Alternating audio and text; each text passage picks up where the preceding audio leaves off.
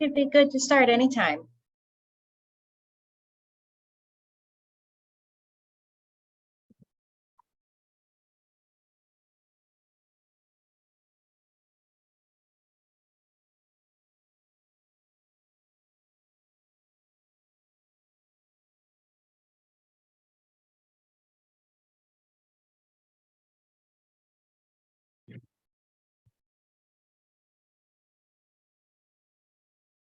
Waiting for I that. just texted her to ask. Bell says we're waiting on you. Okay, well, let's begin then. Welcome to the April 20th community conversation. Tonight's topic is development and future planning. My name is Jeff Wingard, representing Orono Town Council. I'm joined by Councilor Dan Demerit. We're also joined by senior planning and community development staff, Mitch and Kyle, and town manager Sophie. So, Mitch, please. Sure. So my name is Mitch Stone. I'm the Director of Community and Economic Development. We're going to talk a little bit tonight, a little bit high level about economic development and planning, and also planning for the future, economic development, and planning our community for the future. So we have a PowerPoint, and Kyle is going to share that. Yes, give me 1 second. Way to go, Kyle.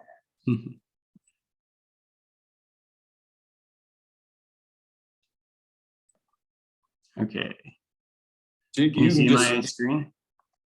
yep, Okay, you can go to that first slide. The next one, there you go. So like I said, we're going to talk a little bit high level about economic development and community development. Certainly, there's a lot of things that intertwine between planning, economic development, and the other departments in community development. So, and we'll talk through that a little bit, but wanted to give a high level and then work through any questions anybody has. So the first thing, the most important thing is our goals. Really, our number one goal in community development is increase the taxable value of the town of Orono. Obviously, there are ways to do that. The second goal, or another goal, is attract new businesses that fit our community. We will talk a little bit more about how we get to that. Retain and expand existing businesses. So whoever's here, how do we help them grow? How do we help them continue to thrive in our community? Encouraging the growth of new businesses. So something that doesn't exist now that we help create or are part of creating. And then help create a vibrant community that people want to invest, work, learn, live, and play in. So when you talk about value, you have two pieces to that. You have a residential component of value, and you have a commercial component of value. And so oftentimes when you think about economic development, you think directly and only about the business or commercial side. That is a major component of what we do, because certainly we don't necessarily actively go out and try to convince single families to build homes in our community, but the actions and the things that we do in the community we create helps create that environment for that to happen. And so that's part of that as well. So you can go to the next slide. So when we look at how we do this or who is involved in this process, there are many, and I always think of things in terms of teams, and truly this is a team concept when we look at how this works. So town staff is the first one, and when you talk about town staff, we're not just talking about those that work directly in economic and community development. You're talking about your fire department, you're talking about your police department, you're talking about your parks and rec department, public works.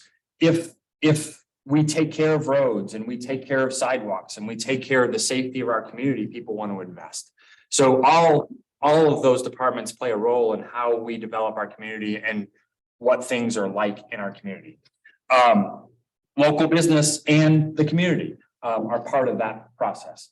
We are always talking to the local businesses to figure out, what do you need? What do you want? What things can help you thrive? But also, you have businesses that want to expand or want to move in different directions. and have opportunities to invest in different things and come to us and ask what it's about. We talk to the community talks to us. They're involved in, I don't know how many times I've heard, I moved here or I brought my business here because I talked to people in the community. So that's an active part of how business and growth happens.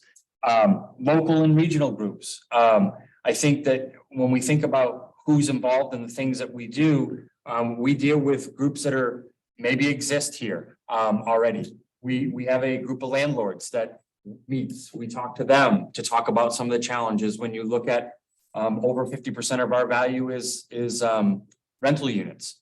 That, you know, that's a big number, and they you know, are part of that community and how we can work with them to figure out how things work. The University of Maine, obviously, biggest employer that we have in the community, and most people don't think of it this way, but they are a business in our community, so we support them. But they're a partner at the table, and I think that's something that we have worked really hard since I started in this role, and even before that, of trying to weave together relationships so that we can take challenges head on that we find together and work with them very closely about work that is coming out of the university to grow businesses. A lot of those businesses that you see or that we talk about creation are coming out of the university research. We work very closely with the Foster Center for Innovation. You know, if you think about Webster Park, last fall, we put up the Sun Rule. That was two professors that came up with an idea that went through some programs at the university that I happen to be involved with as well, and turned into a prototype that's in Webster Park that uses the sun to do math. So those types of things are happening at the university all the time. Much research. We hear about 3D printed homes and boats and those big things, but there are also other smaller things that are as important that are coming out, and devices that track bees, people that are working on different ways to monitor sleep. Through the research that's happening, there are many small budding businesses that happen. Surrounding municipalities, I think oftentimes people think that we compete, and Orono is unique, every community is unique. And so there are things that will not work in Orono. There are things that maybe just don't fit here, we don't have the space for, but they're vital to the region. And so sometimes we get phone calls and we pass them along to other communities and say, hey, this really won't work for us because we just don't have the space, but what about close, because that will help us having it close. Likewise, we get conversations and phone calls from other communities. We also work directly with these communities on projects right now, working with Bangor Brewer and Old Town on a workforce development grant through the Boston Fed that really is looking at the workforce system and how it operates and how we can improve it. And we're targeting those underserved populations to see what are the barriers to work. So we often work with other municipalities. And then obviously regional and state resources, they are there. There are times that we need to work with them to understand things as law changes, as they are interested in attracting certain businesses to Maine. How do we get involved in that? And how are we involved in getting Orono on that map? The next slide. So the next thing I want to talk a little bit about is just kind of the project approach or projects approach from a higher level. I think oftentimes people think that somebody just decides they want to put up a building and they put an application in and it ends up in front of the planning board. One of the things that we realized early on was this team approach really works well in this, because there's so many pieces to the puzzle of any project, big or small, that what we found is developers and folks that want to do things, they need to know everything up front as much as they can before they make investment. And what was happening in the past was they were kind of piecemealing that along the process, which was making them upset because you were getting information halfway down after you've already made decisions. So we really take a staff team approach that includes anywhere from the planner, economic development, code enforcement, life safety, community policing, environmental services coordinator, public works, WPCF. Depending upon the size of the project, all of those people could involve, some may be involved.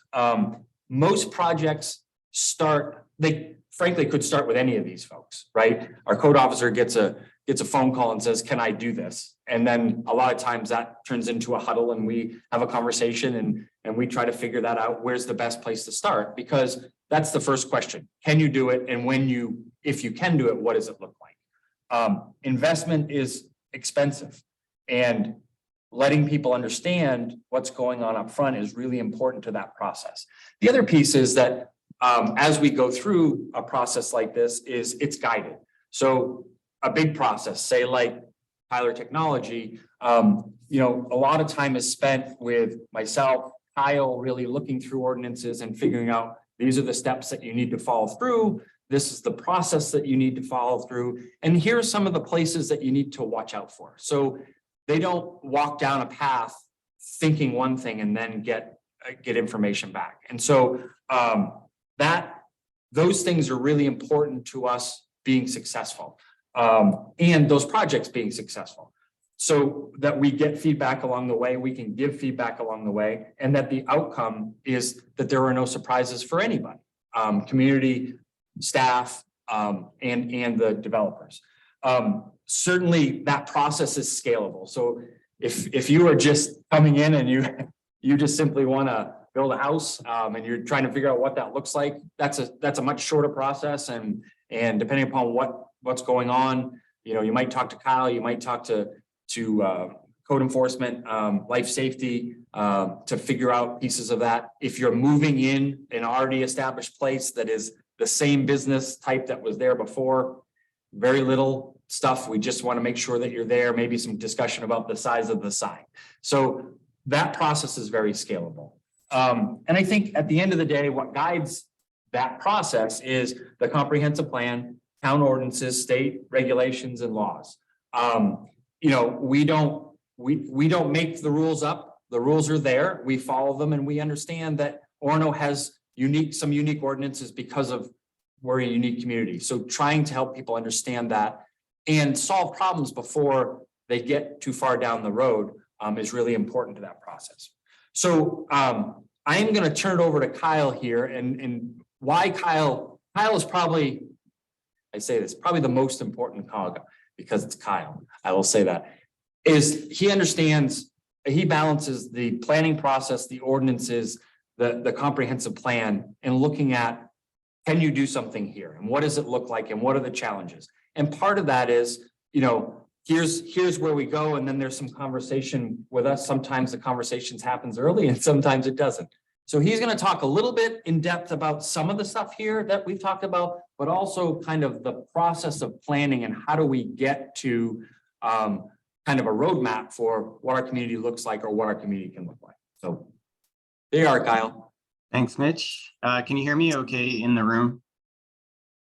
Okay. Mitch, just kind of alluded to, I just want to spend some time going over, the kind of some of the basic planning principles and kind of bigger themes that we consider when we're looking at a whole lot of different aspects of the community, and especially when we're kind of making those policy type level decisions or recommendations that can often guide development going forward. So first, touch on the comprehensive plan, what growth areas are, the kind of interconnected nature of all of these things, what goes into, making a sustainable community, growth, and how we can grow kind of using all those other things that I just mentioned. And then that relationship between taking it from that policy level to the actual real world on the ground development. So first, I'll just touch on briefly, what a comprehensive plan is. I think if anyone, from the public hops into any discussion at the council level or at the planning board level with a project or an ordinance amendment or anything like that, you'll probably hear something about the comprehensive plan. So, just to give some context to, exactly what that's referring to, because it's often, I think, it's talked about in a context that it's a pretty important thing. And it is. It's a long range document.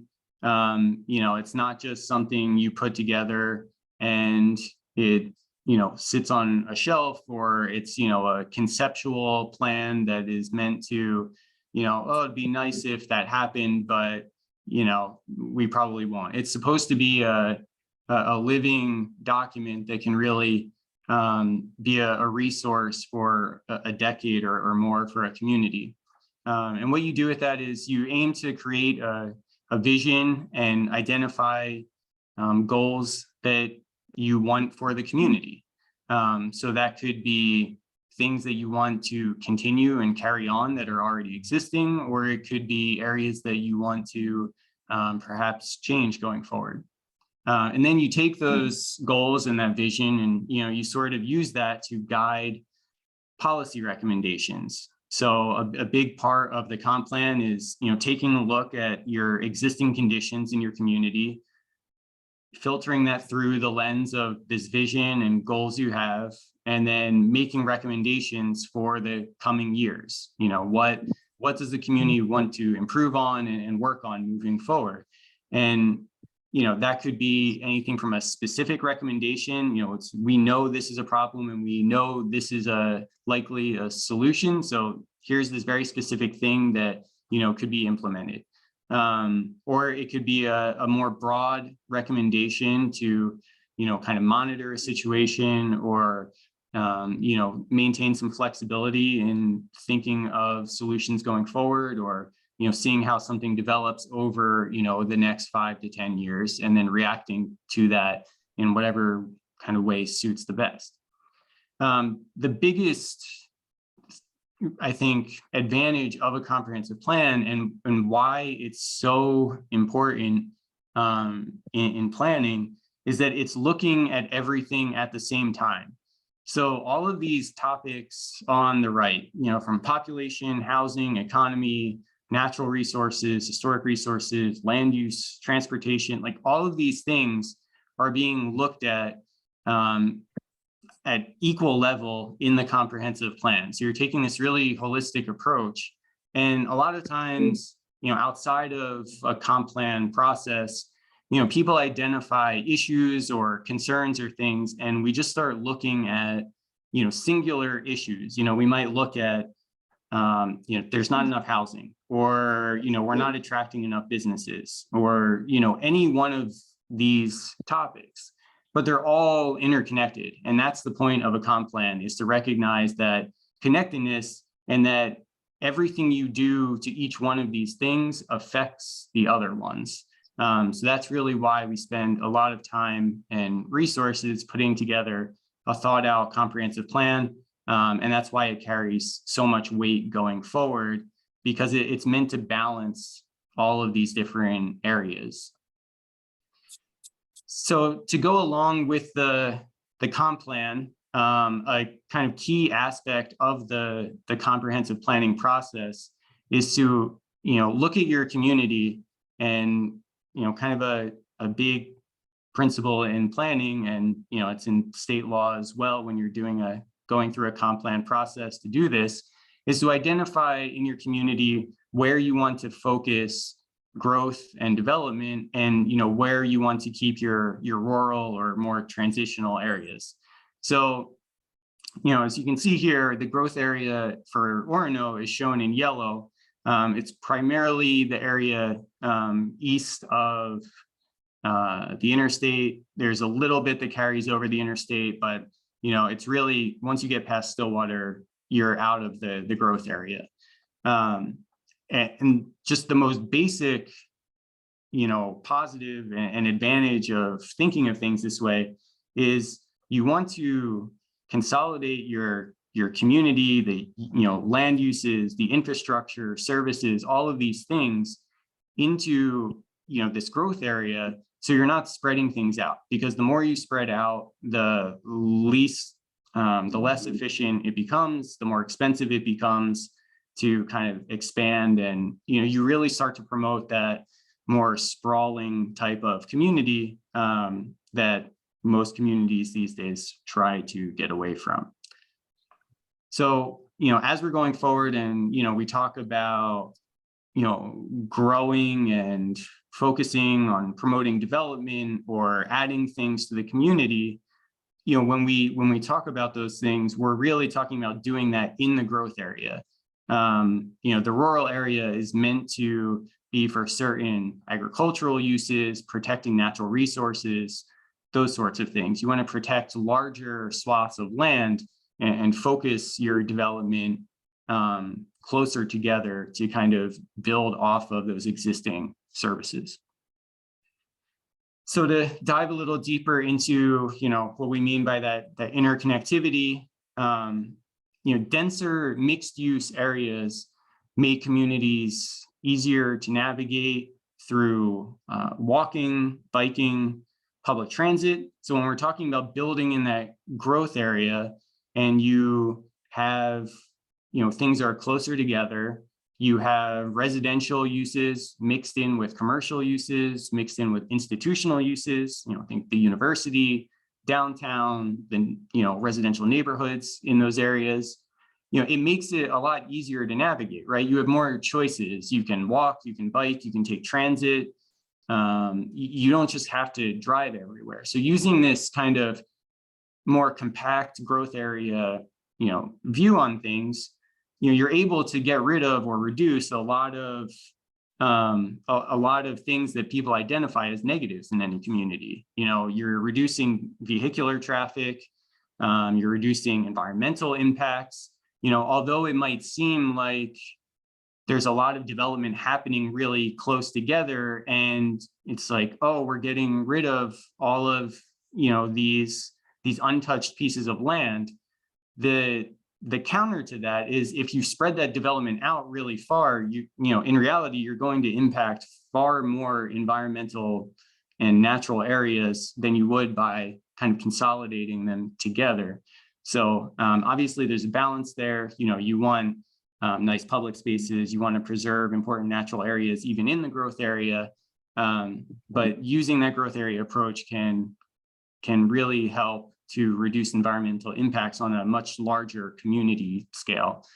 You're reducing infrastructure costs when you focus on the growth area and not so much on, just everywhere having equal value and open to development. You're reducing the amount of roads that have to go in, you're reducing, the distance that emergency services have to travel to, on calls and things like that.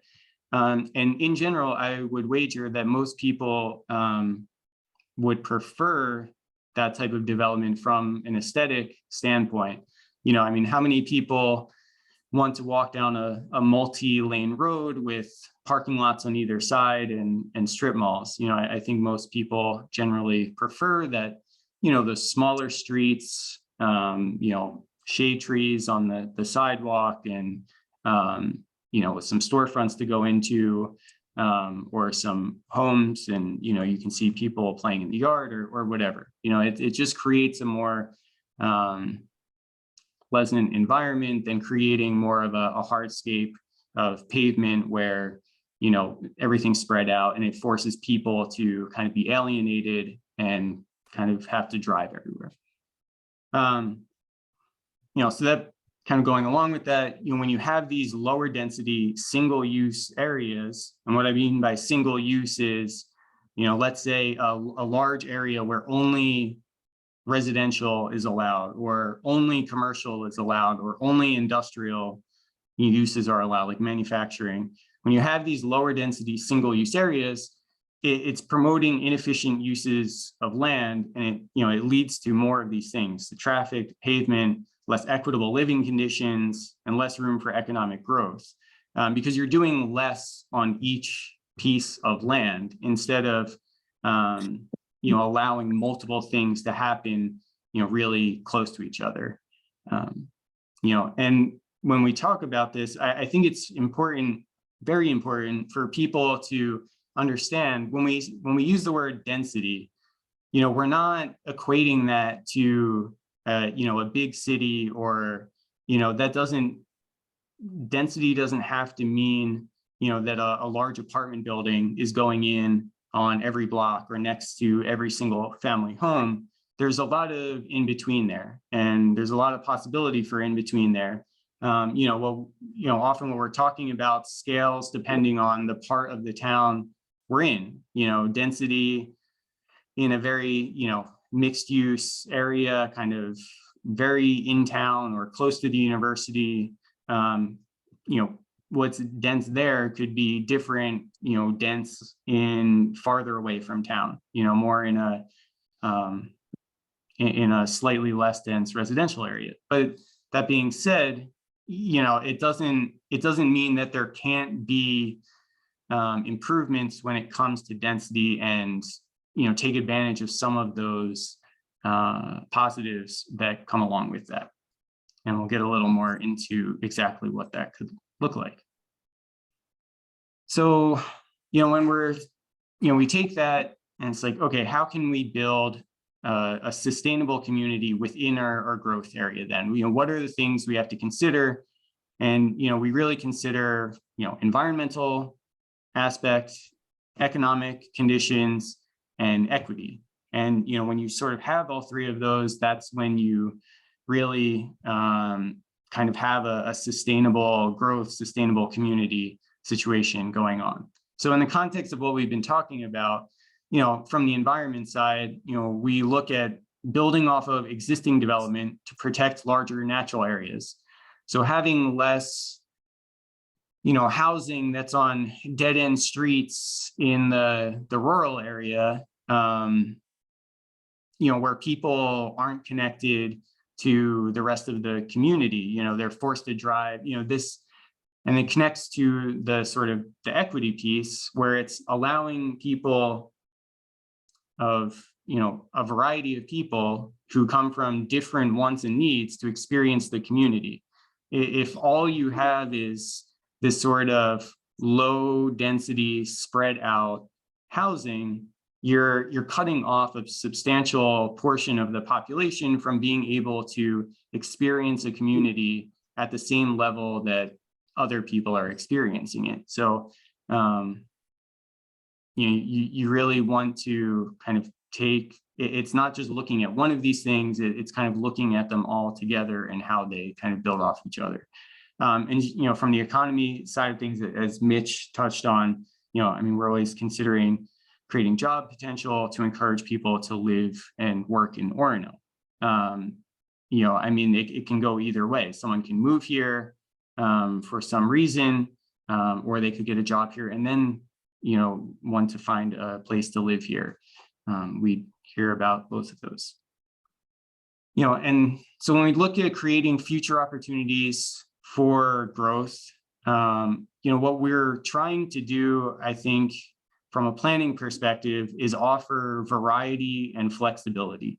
Those are the things that make growth and development easiest. When you try to, I would say, make it easiest and also make it the most equitable and fair, when you try to pigeonhole a certain type of development or a certain type of growth, you a lot of times don't end up with really anything. So when we talk about housing, for instance, it's not that people shouldn't want to live in a single family home, or that they shouldn't want to have a bigger property. If someone wants that, they should be able to do that. But not everyone might want that sort of thing. So creating the opportunity and the flexibility in our housing market to allow people who want smaller scale units, who might want to live in a small scale multi-unit building, how can those sorts of things coexist with single family homes? So yeah, you don't have this drastic difference in way of life between two properties next to each other, but so that you're offering a kind of fair and balanced opportunity for all people to live in neighborhoods and in the community. When it comes to transportation, as I touched on, using land more efficiently, so you're not spreading things out. This kind of opens up people to use a variety of methods of transportation. So instead of needing a car to drive everywhere, you can walk, you can bike, you can use public transit. I think Orono already has a pretty good base for this. And I think the more that we build off of our existing growth area, the better that will become, because those systems and infrastructure are sort of already in place. So the more we build and develop off of our existing resources in our growth area, the more efficient all of that stuff will become. The shuttle, the Black Bear Express, the BAX bus routes, the sidewalk improvements that you might hear about. All of those things will become more used the more we sort of build off of these concepts. And then providing variety for commercial activity. I know, Mitch and I talk a lot about, when people come to us with proposals, there's not always space in the growth area. So how can we work with that? In some way we have to create more space, either through building off of existing developed lots to allow more on those lots and parcels of land, or it could be through policy and rezoning to allow uses in places that might not currently allow those things. So just again, trying to provide more variety and flexibility for all of these sorts of things is kind of key. So kind of building on that, the types of development we kind of most often see, as I just mentioned, on one hand, you have infill development. So when we talk about something like that, that's really looking at a piece of land or property that's already developed, but you're going to add something new to build off of that. And this can be really good. And when we don't necessarily have a lot of space that's completely undeveloped in our growth area right now in Orono, this option can really be great because it's building off of existing infrastructure, off our existing resources. So it becomes a lot more efficient. And it also gives property owners, from your small, just residential single family homeowner to your larger commercial property owner, it gives them more flexibility to do things with their property. How this goes about happening is often kind of a lengthy process. To do this, it usually requires policy changes to now allow new uses or amend zoning ordinances or things like that. And that's usually a conversation with the public in that area through council and things like that. So it's certainly not a quick fix, but it can be certainly a useful exercise. The other option would be new development. And, I think, well, Kat has joined the meeting. Okay. So the other option is new development. And this really is probably, a more simple path forward, right? If someone comes forward with a project that they're proposing and it's just an untouched piece of land in our growth area, they're sort of starting with a blank slate. They have the flexibility to kind of bring their, whatever their concept is, completely to life. They have, the room to do that. They have more options. They don't have to work with whatever is already existing and happening on that lot. But again, the downside there is, we only have so many of those undeveloped parcels in the growth area left. So we have to start thinking about, as a community, okay, if we want to attract some new development, whether it's housing or commercial activity, and we want that to be in our growth area where it really belongs, and we don't have a lot of undeveloped parcels left, what sorts of changes do we have to start looking at to allow some of that? So, as I think Mitch alluded to, development really comes from and is initiated a lot of times by property owners or interested parties. It's not often that, staff might have ideas of what might be good on a certain area of town, or what might, be a good idea for a service, or, something the community, could really use. But where we're focused is really on the policy side of things. So, and the policy, as I said at the beginning, is really informed by the comprehensive plan. So from there, we're taking a broader approach. We're looking at, zoning districts or areas of the town and saying, these things are generally, good to have in this area at this scale, this density, this amount of it, whatever that is. We're not necessarily trying to micromanage every single piece of land through policy. That becomes very difficult to do, and if not impossible to do, because when you start looking at individual pieces of land and saying, this is okay here but not okay here, you certainly start to get into some messy situations. So, once we kind of create that underlying foundational policy, that allows private landowners and developers to then kind of determine the specifics of development. And then, we try our best to work with developers. And I think a lot of them, especially lately, some of the projects we've had in town have been very interested in knowing, and hearing about what the town is looking for, what the town could use, how what they're looking to do or proposing aligns with some of the goals of the town.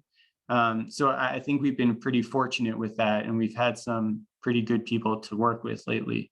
But yeah, so that's kind of the general overview from me.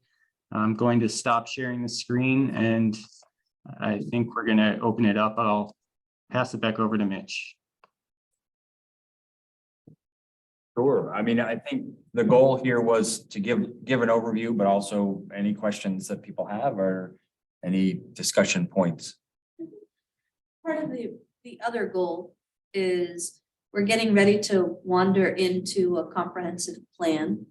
And although a lot of actual planning will happen there, it's always kind of interesting as we prepare with council for the charge for the comp plan, to understand if there are particular concerns or desires to think about in terms of growth development, the way we approach planning. This is where I say something. This is what this is all about, Bob. Have a speech. How much time do I have? Do I just stand up or do I just speak? You can sit right here if you like. My Baptist preacher voice. Yeah, I love this stuff. Everything Kyle said, I resonated to. I kind of wish he were my friend. What I've noticed is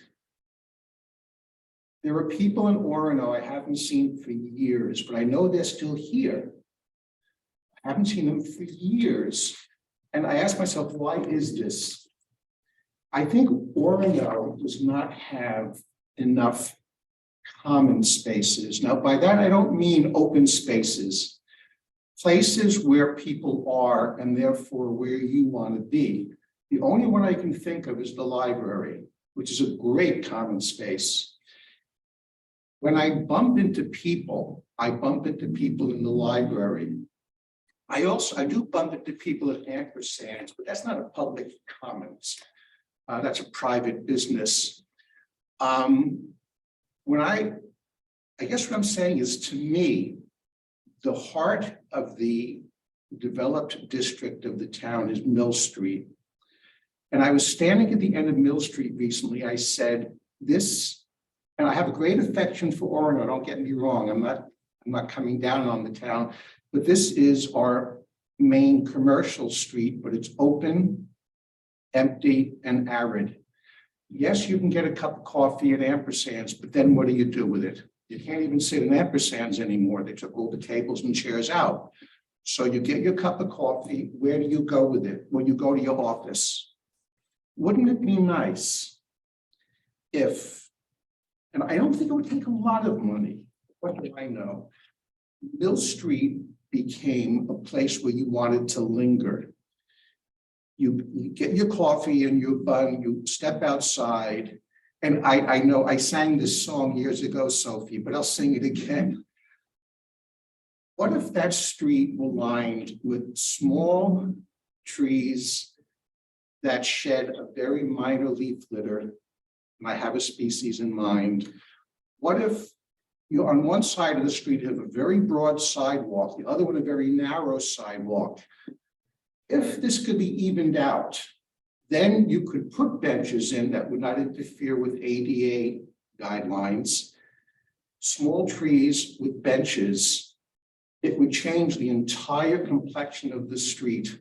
People would come there, they would get their coffee and their bun, and they would sit outside and they would mingle with each other. This is my vision. And more and more when I visit other Maine towns, I see this. I say, why is this street so beautiful? Why is the main street of Brunswick so beautiful? I'm not saying Orono should be Brunswick, although I'd love to see Amtrak up here. But Mill Street can be a beautiful street. And when Kyle was speaking, he mentioned three things I resonated to. He said shade trees, a pleasant environment, and he mentioned the word alienation or alienating. And I think Mill Street is alienating. You can't have a neighborhood, a street that consists almost entirely of places to eat. There are other things, that make up a vibrant, attractive community. Because for years, I think one of the questions Orono was asked is, how can we get the students to come in here? And certainly the Black Bear Express is a great thing. But there have to be other things that draw the students in, and the diversity of what is offered is something that would bring them in. I'm reading this book. This is the last thing I'll say. I don't know if you're familiar with this, The Death and Life of Great American Cities by Jane. It's a classic. She just died a few years ago, but it's basically a treatise about humane living. And what makes, although she does talk about cities, you can apply it to small towns as well. What makes a place, some place that you want to be and you want to live? And she has a little comment on one of the pages here. She said, impersonal city streets make anonymous people. It is a matter of what kinds of tangible enterprises sidewalks have, and therefore of how people use the sidewalks in practical everyday life.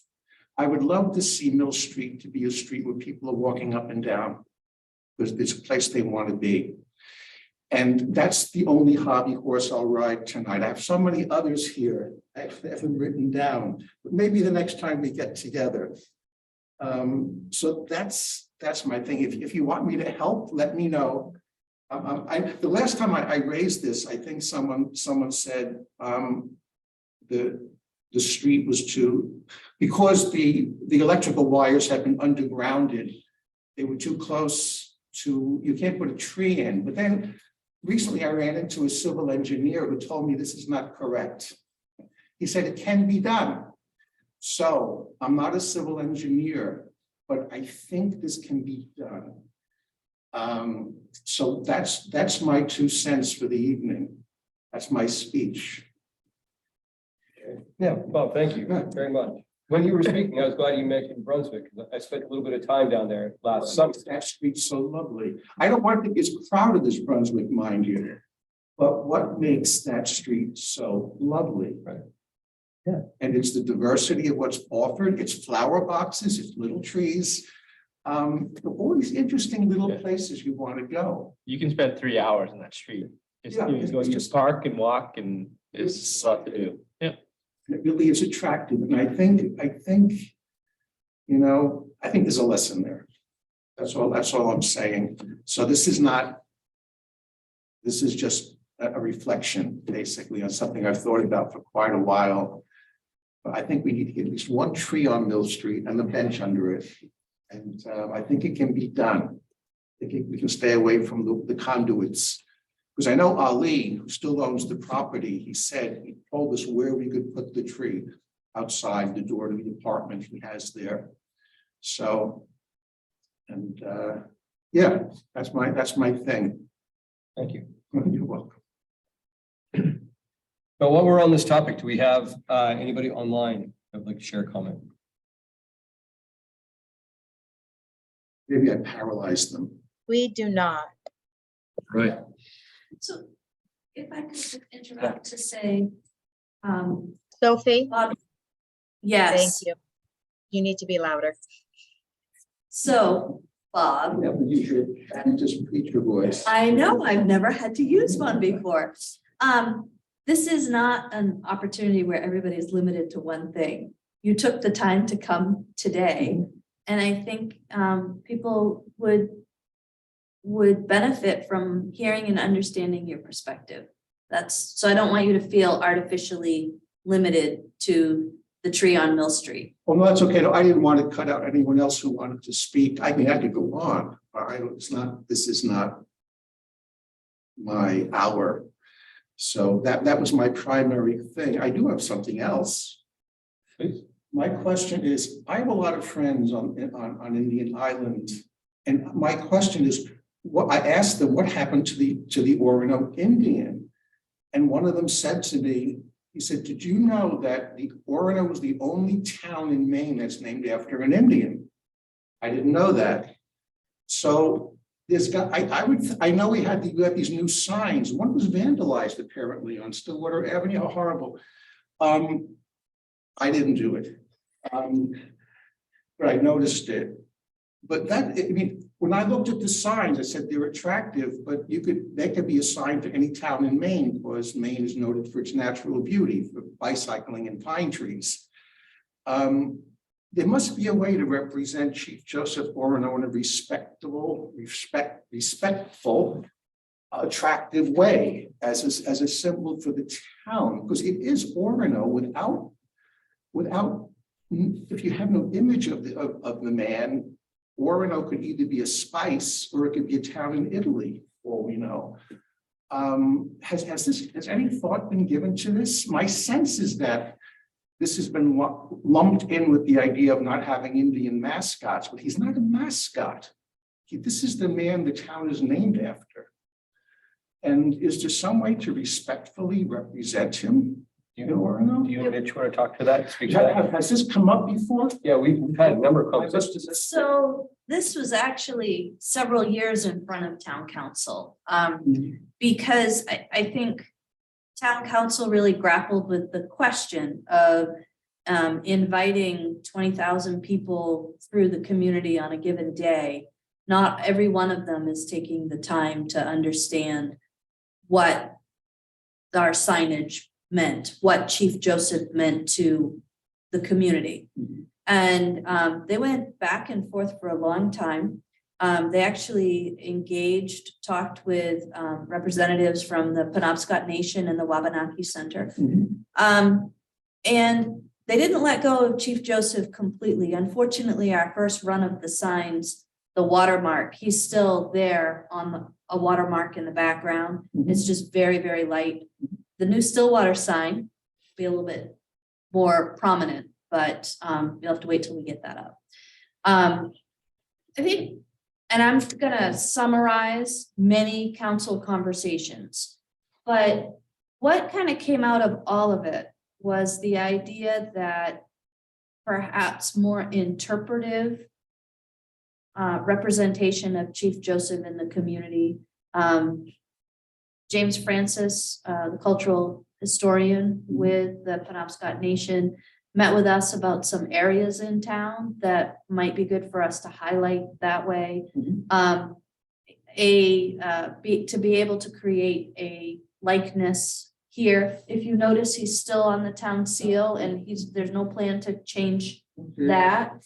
I think the point, currently we're working with some artists on the nation to work on a project that would bring him into some of our public spaces. I think that's wonderful. So, and I think if it comes from them, then they are the authority of their culture. Exactly. That's the, Who's going to kick against that? and also how to make it more current, because I think another concern when we had those conversations was the fact that we were always talking about the history and having the town named after Chief Joseph. There are multiple ways to look at that story and that history. And the piece that we don't want to lose is the fact that we have an ongoing relationship with the Penobscot Nation, and maybe also some connection that is not necessarily only historical. So that's why we're working with some current artists and looking at some ways that we can brand Orono in a way that makes sense to people who may only drive to drop their child off at the university or come for football games or things like that, and not understand that there is a big difference between Orono and Skowhegan, which there is huge. You know, I have another speech for Skowhegan, I'll make it another time, but still, I mean, I understand what you're saying, but it is Orono, and Orono must mean something. I'm just on the surface of it, without looking too deeply into it. And certainly an image of Chief Joseph Orono would be a jumping off point for further conversation. But the name stands out. It's very unique. It's unique in the entire state. And but yeah, I'd be interested in seeing what they come up with for sure. But I have had this conversation with numerous Penobscots about this, and no one seems to be offended by the idea of representing him. No one that I've met. So anyway, I just thought I would throw that out too. So thank you for the opportunity. Well, I'm glad you brought it up because we don't want disappearance of Chief Orono on our signage to be construed as like a metaphor for our relationship with the nation, right? Sorry to interrupt you. If the town was called Washington, Maine, we would have George Washington. I mean, somebody, you know, Lincoln, Maine, you know, and so I mean, we can honor this man in a respectful manner. Yeah, sure. And I think the Penobscot Nation has been a great partner with us. Yeah, good. You know, That's good to hear. yeah, Sophie and her staff have reached out. They have all kinds of conversations about this and many more prosaic things that, you know, kind of link the Penobscots with Orono. Okay. I think that's all I'll say tonight. The only thing I'll add, Bob, is that like everything, it's a work in progress. So little incremental steps will get there.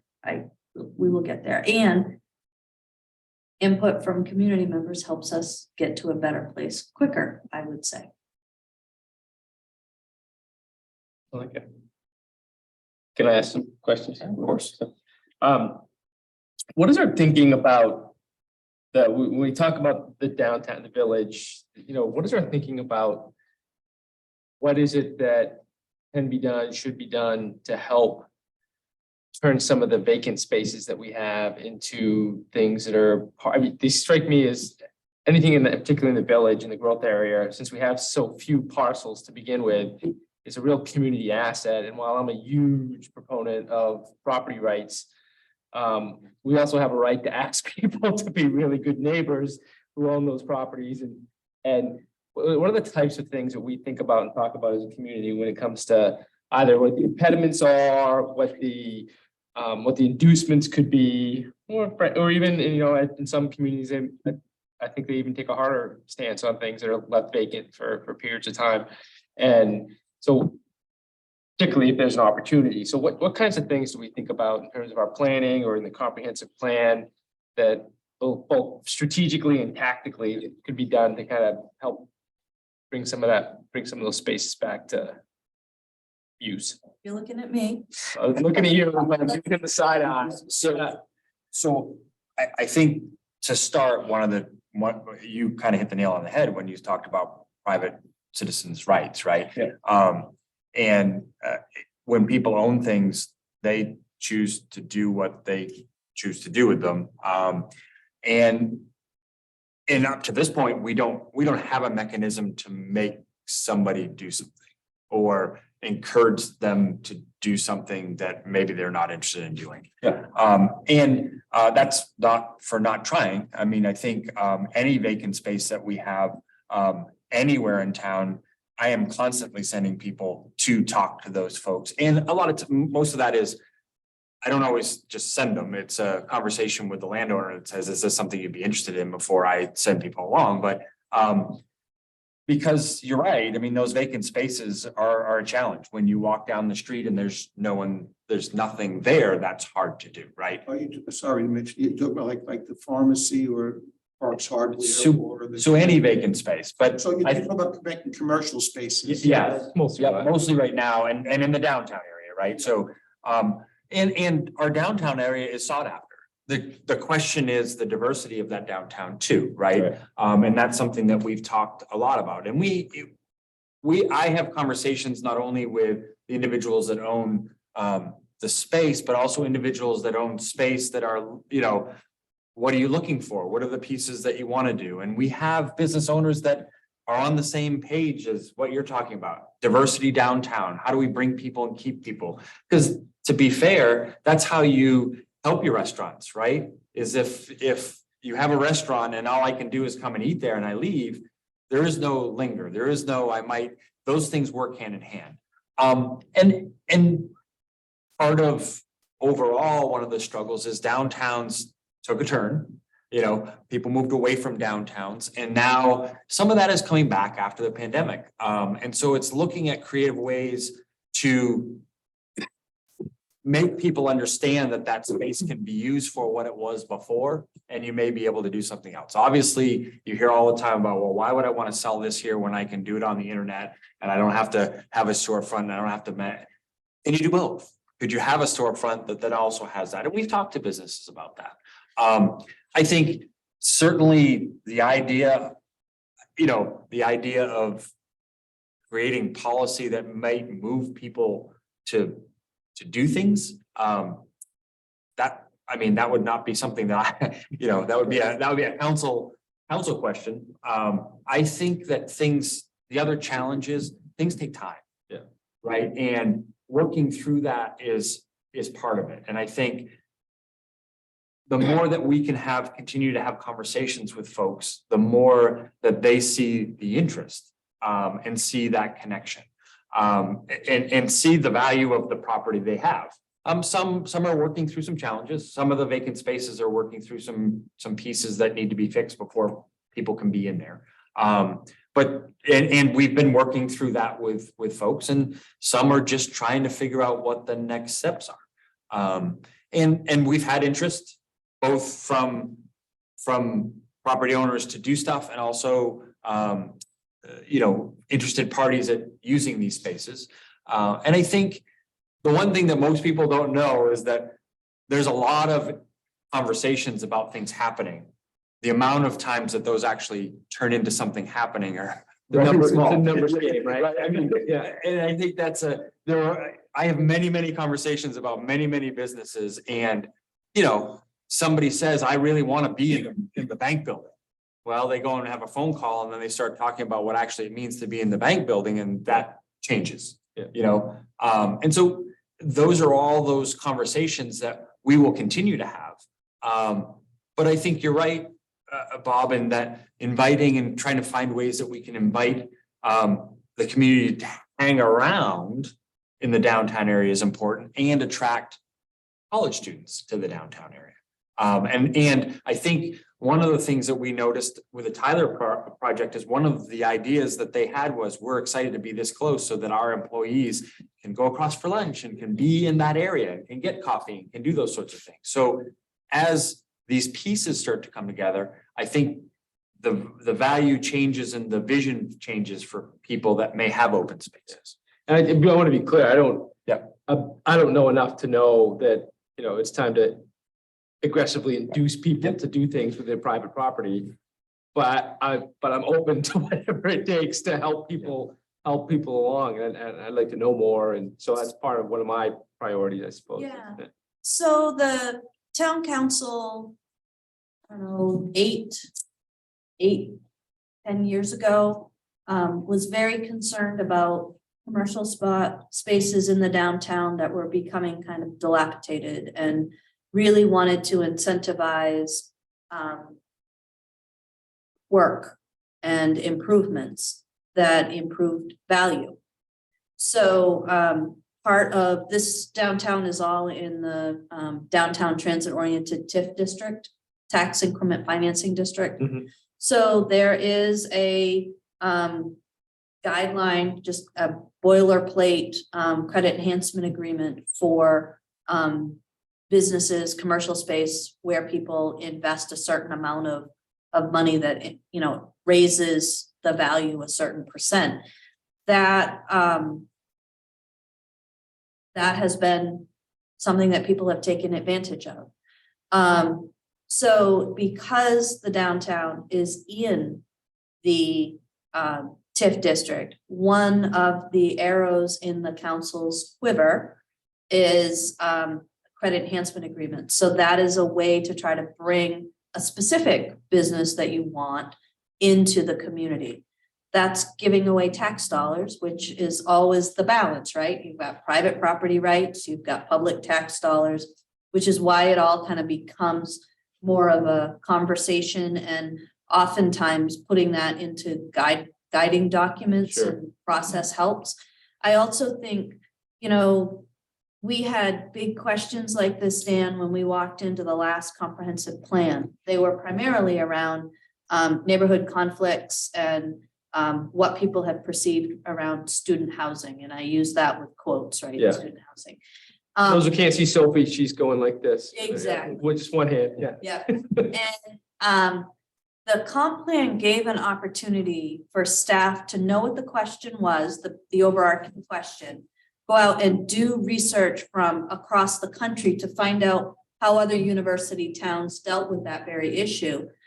Bring back examples to the comp plan committee and get a lot of feedback from the community.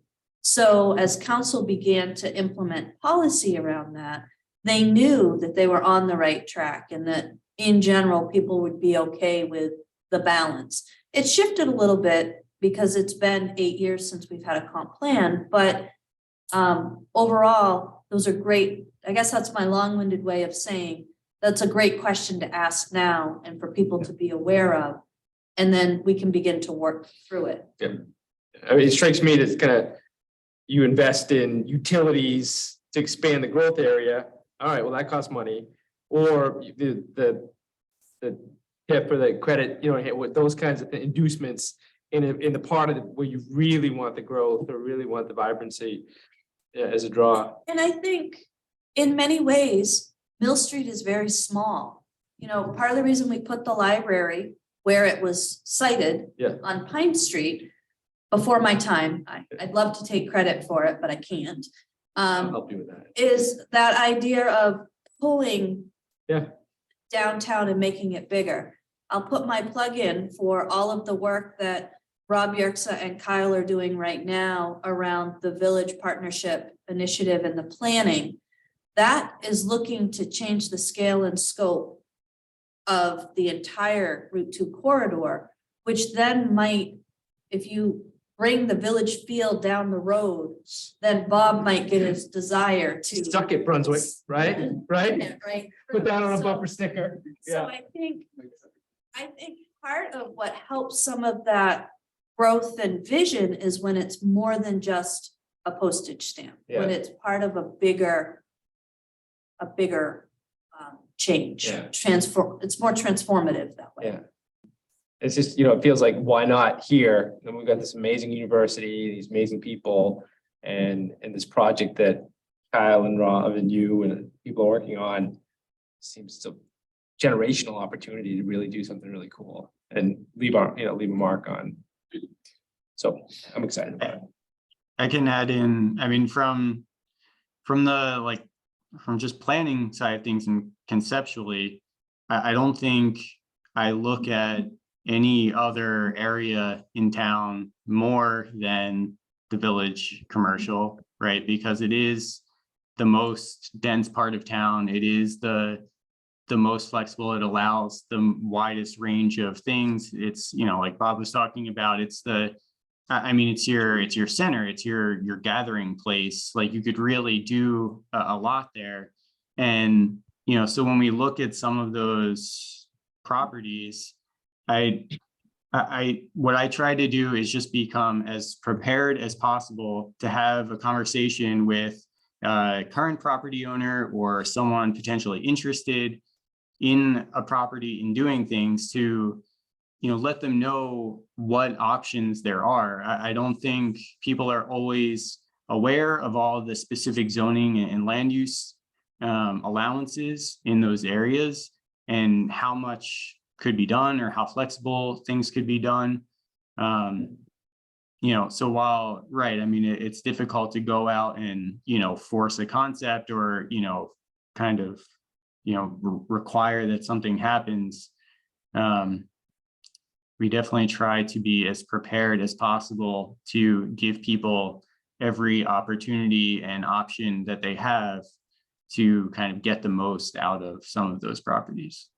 Because I think there's a lot of neat stuff that is allowed. You know, a lot of times we have these contract zones or, you know, we need zone changes, we need some policy change to make some project work because, you know, maybe the ordinance has some weird requirement that prevents something.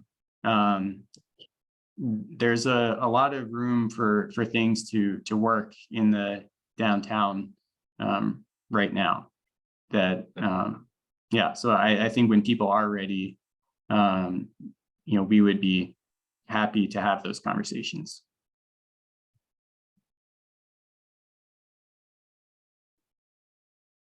I think there's a real willingness and eagerness on the part of the town council as well to have these conversations and to support the work that Kyle and Mitch and Rob are doing. We've had some of those conversations in the past and we'll have more as we begin to work on updating the comp plan over the next few years. Are there any other comments or anybody else, either, if you have anything else to share with us? Or When am I getting my tree? sooner rather than later, we hope. I think Bob Yerkes is on my side.